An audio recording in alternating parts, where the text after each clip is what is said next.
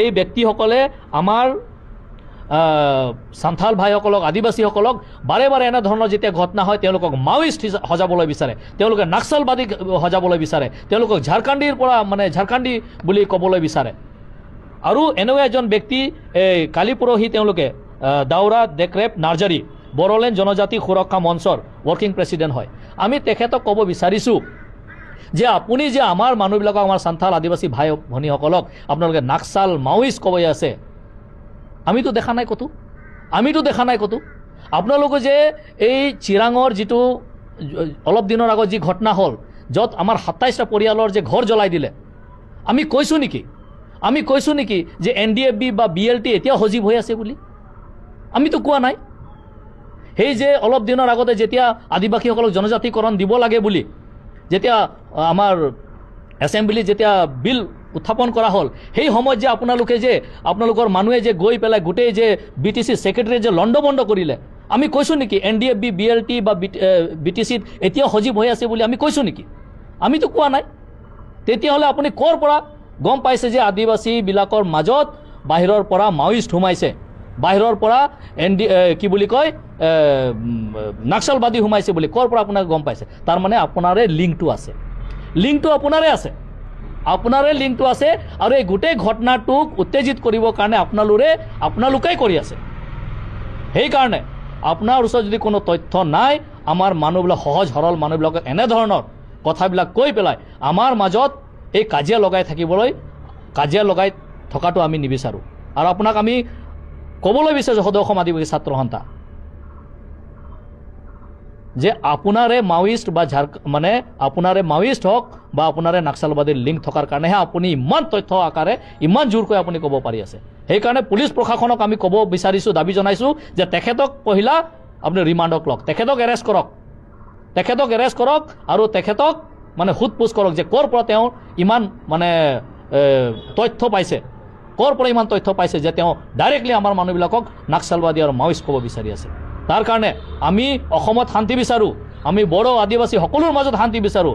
এনেধৰণৰ ভুৱা কথা কৈ পেলাই আমাৰ মাজত যি ক'ৰবাত যদি অকণমান জুই লাগি আছে, এই জুইত আৰু ঘি ঢালি পেলাই এই গোটেই মানে ডাঙৰ জুই জ্বলাবৰ কাৰণে যিবোৰ ব্যক্তিয়ে উচতনি দি আছে, তেনে ব্যক্তিবিলাকক প্ৰশাসনে এৰেষ্ট কৰিব লাগে আৰু উচিত মানে শাস্তি দিব লাগে বুলি আমি দাবী জনাই। थांनाय BTC बिसायख'थियाव बड'लेण्ड बुब्लिनि एग्जिट पल बायदियै BPFखौ 7थाल' देरहागोन होननानै बुंदोंमोन, नाथाय गावसिनासो 7थाल' देरहादों। थिग बेबादिनो एबारावबो UPPLआ MLA बिसायख'थिनि बे 4 थारिखआव रिजाल्टआव मोनसेबो देरहानाय नङा। बे हले सैथो जाखाबाय। UPPLनि मानसिफ्रा बिराद अंख गोरों, अभार स्मार्ट, गावसोरखौनो बिराद गोरों बुंनानै लायो। गासिबो देरहाखानाय, गासिबो जाखाजोबनाय बिसिना, ओमफ्राय रिजाल्टआवसो फेल जायो बिसोरो। रिजाल्टआव गांलाब दाउदै मोनै 0-0। जोंना BPFनि सापर्टारफ्रा रंजानो थाखाय रेडि जाखादों 4 थारिखआव। बारा गोबाव गैला नै, एकदम मा दिनै खय थारिख? 25 ना? 26, 27, 28, बारा गोबाव गैला नै, बिदिनो 8 दिन 9 दिनल'सैसो। বিশেষকৈ আজি আমি এটা বিশেষ বিষয়টো আমি আলোচনা কৰিছোঁ, যিটো ৰিচেণ্টলি যি 16 আৰু 17 তাৰিখে চিৰাং জিলাৰ যি ৰুণিখাটাত যি ঘটনা হ'ল, আৰু সেই ঘটনাৰ সম্পৰ্কে আমি আলোচনা কৰিলোঁ। কাৰণ এইটো এটা স্পৰ্শকতা বিষয়, আৰু সেই বিষয়টো আমি সেইকাৰণে আলোচনা কৰিছোঁ কাৰণ আমাৰ বহুত ব্যক্তিসকলক, আমাৰ বহুত আমাৰ আচাৰ লিডাৰ, আমাৰ চিৰাং জিলাৰ সম্পাদক আমাৰ ৰাইচিং টুডু ডাঙৰীয়াকো এৰেষ্ট কৰা হৈছে, আৰু তেনেকৈ বহুতকো এৰেষ্ট কৰা হৈছে যিসকলে এই ঘটনাটোৰ লগত জড়িত নহয়। আৰু এই গোটেই ঘটনাটোৰ কেনেকৈ হ'ল, কি হ'ল, এই বিষয় লৈ পেলাই আজি আমি আলোচনা যেতিয়া কৰিছোঁ, নিশ্চয় ইয়াত কিছুমান ৰহস্য সোমাই আছে।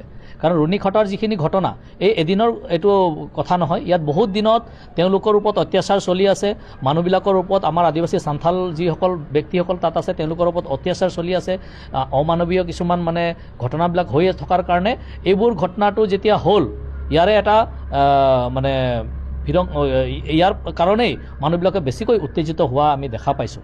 কিন্তু আমি আইনক আমি বিশ্বাস কৰোঁ, আৰু আইন হাতত তুলি লোৱাটো আমি কেতিয়াও আমি সহযোগ নকৰোঁ। তাৰ কাৰণে এই ঘটনাটোত আমি নিন্দাও জনাইছোঁ। লগতে কিন্তু যিসকল ব্যক্তিক তাত এই গোটেই ঘটনাটো জড়িত আছিল তেওঁলোকক যিবিলাকে তাত 25 জনকৈ যিসকল ব্যক্তিক তেওঁলোকে আটক কৰিছিল, প্ৰশাসনে আটক কৰিছিল, প্ৰশাসন মানে ফৰেষ্টৰ বিষয়াসকলে আটক কৰিছিল। কিন্তু কিহৰ কাৰণে তেওঁলোকে আটক কৰি পেলাই তেওঁলোকৰ ৰেঞ্জ অফিচত লৈ গ'ল, কিন্তু কিয় পুলিচ থানাত তেওঁলোকে এজাহাৰ দিয়া নাছিল, কিয় পুলিচ থানাত তেওঁলোকে জনোৱা নাছিল, পুলিচক কিয় জনোৱা নাছিল, এইটো এটা আমাৰ কাৰণে প্ৰশ্ন।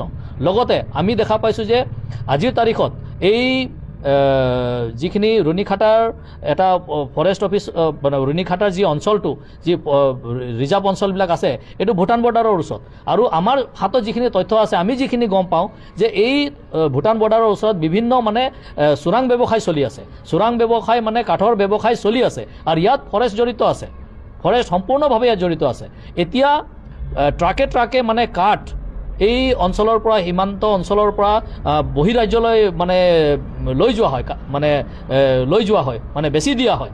আৰু ইয়াত কিন্তু কোনো প্ৰশাসনে আজিলৈকে কোনো এটা মানে আজি কাকো এৰেষ্ট কৰা নাই বা ইয়াৰ ওপৰত কোনো মানে কাকো দোষী আৰোপ কৰা নাই। কিন্তু যেতিয়াই মানে কিছুমান যিবোৰ ব্যক্তিয়ে এইবোৰ ধান্দা কৰে, যিবোৰ কাৰোবাৰ আছে, এইবোৰ মানে চোৰাং ব্যৱসায় কৰে, তেওঁলোকে যদি কেতিয়াবা ভালকৈ যদি তেওঁলোকৰ কমিশ্যন নিদিলে তেতিয়াহ'লে এই ট্ৰাকবোৰ তেওঁলোকে ধৰে। এতিয়া কথাটো হ'ল যে আজি ট্ৰাকে ট্ৰাকে মানে চোৰাং ব্যৱসায়, কাঠৰ চোৰাং ব্যৱসায় চলি আছে, কিন্তু আমাৰ মানুহবিলাক যদি এক চাইকেল যদি খৰিও যদি তাৰ পৰা আনে তেওঁলোকৰ ওপৰত হাৰাশাস্তি কৰা হয়। আজি এইবোৰ যি ঘটনা হৈছে আপোনালোকে তেওঁলোকৰ অফিচাৰবিলাকে কৈছে যে তেওঁলোকৰ মানে বন বিভাগত তেওঁলোকে সোমাই পেলাই তেওঁলোকে মানে তাত চফা কৰি পেলাই সেইখিনি জেগাবিলাক তেওঁলোকে কব্জা কৰিছিলে বুলি।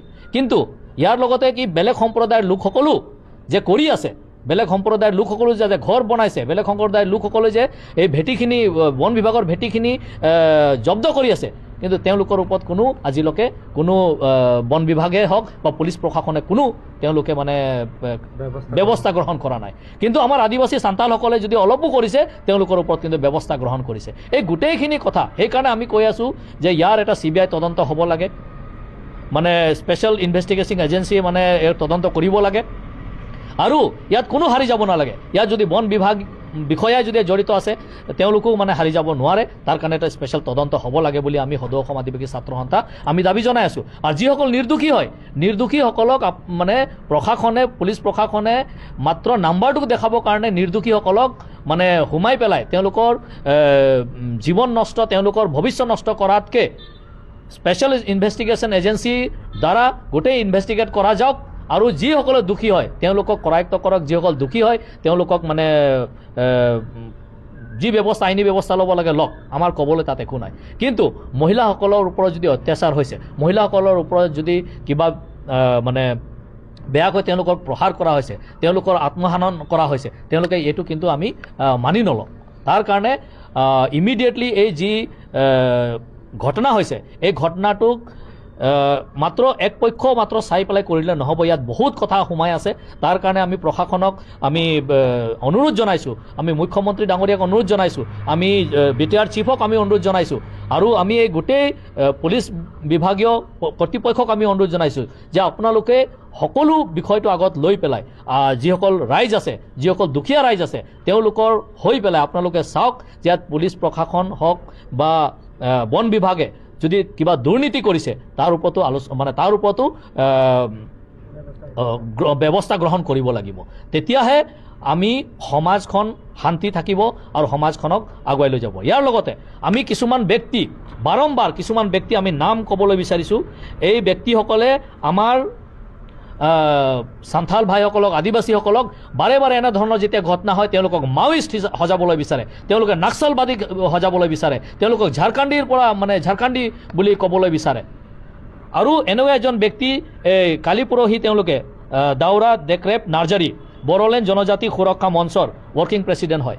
আমি তেখেতক ক'ব বিচাৰিছোঁ যে আপুনি যে আমাৰ মানুহবিলাকক, আমাৰ সান্থাল আদিবাসী ভাই ভনীসকলক আপোনালোকে নাক্সাল মাওইষ্ট ক'বই আছে, আমিতো দেখা নাই ক'তো।